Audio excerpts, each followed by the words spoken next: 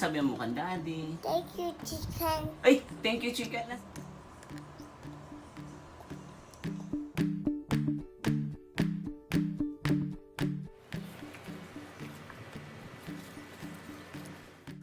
Hello po. Magluluto po tayo ngayon ng steam baked chicken.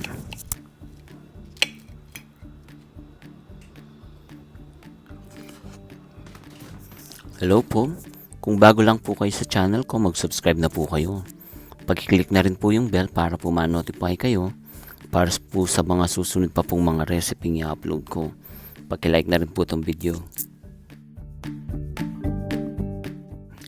Umpisahan na po natin. Baliw na po natin gagawin dito. Pagsamasamahin po muna natin yung ating mga pangtimpla.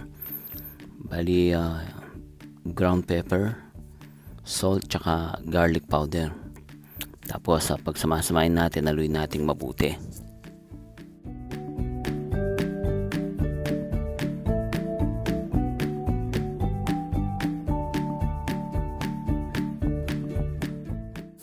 Umpisan na po natin.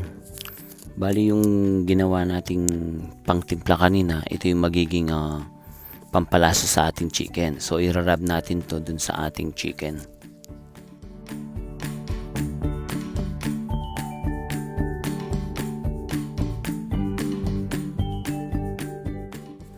So itatabi po muna natin itong ating chicken.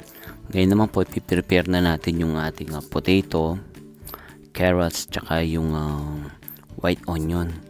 Ito po yung pangpapartner ko dito sa ating chicken instead of rice.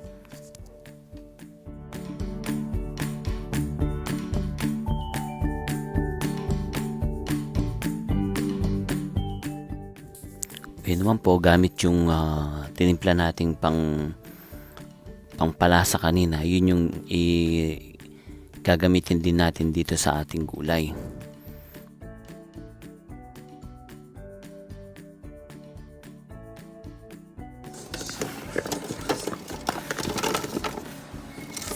Tapos po sama-sama na to, sabay-sabay na ilalagay natin dun sa ating steamer.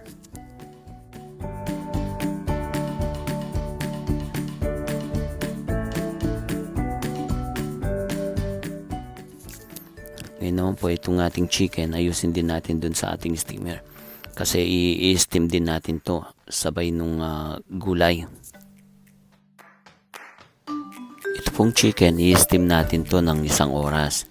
Pero after 30 minutes po, babalik na rin natin para sigurado tayong both side ay na-steam.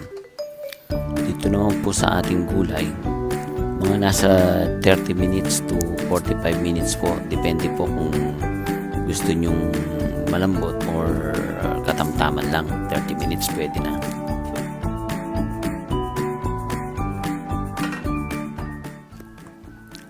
After 30 minutes po, para sa akin okay na itong aking gulay. Yung carrots medyo matigas pa pero okay na to. Good na to para sa akin. Ngayon naman po yung chicken, babalik na rin natin. Then i-steam uli natin to ng mga 30 minutes. Ito po palang tubig na pinag-steam ko dun sa ating chicken. Huwag nyo pong itatapon. Ito po yung gagamitin natin sa paggawa natin ng gravy. Kasi malasa na to dahil yung katas nung chicken pati ng gulay bumaba na dun sa tubig kaya malasa. So i-bake natin to ng 30 minutes sa 375 degrees Fahrenheit. Ngayon po gagawin na natin yung ating gravy. So yung butter po, tutunayin lang natin yung butter. Tapos pagka natunaw na yung butter, ilalagay na natin dito yung all-purpose flour. Then lutuin natin to ng konti hanggang sa magiba yung kulay o hanggang sa maluto yung ating flour. Ngayon naman po, pagka ganito na yung itsura niya, ibig sabihin naluto na yung ating flour. Ilalagay na natin yung ating sliced mushroom. Pati po yung sabaw nito kasi nakalata, isinama ko na rin. Since mamaya tutubigan din natin to, so okay lang. Haluin nyo lang po to. Pagka na-mix nyo na to, pwede na nating ilagay yung sabaw kanina dun sa ginamit nating pang-steam dun sa ating chicken. Napakasarap po nito at napakalasa.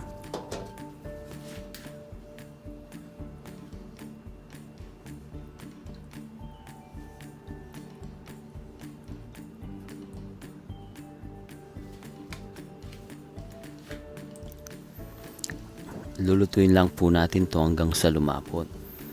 Bali, aluhin natin to hanggang sa matunaw yung niluto nating arena kanina dun sa butter. Tapos maglalagay tayo dito ng chicken powder. Ito yung pampalasa na gagamitin natin dito sa ating gravy.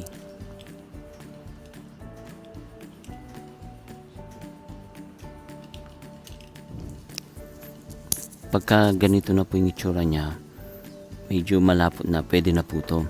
Kasi pagka lumabig ito, mas lalapot pa po siya. Kaya okay na to.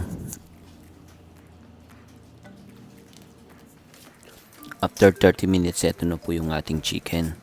So babaligtarin ko lang po to, tapos ibibake ko pa siya ng mga 10 minutes para lang po maging dark yung color ng ating chicken. Okay na po to. Napakasarap po nito. Hindi nyo na kailangan ng rice dito. Kasi dito pa lang sa gulay, solve na kayo. Tsaka dun sa lasa ng gravy. Eto po si Bunso, napalaban na naman. Sarap na sarap talaga siya sa chicken. Lalo na pagka malutong.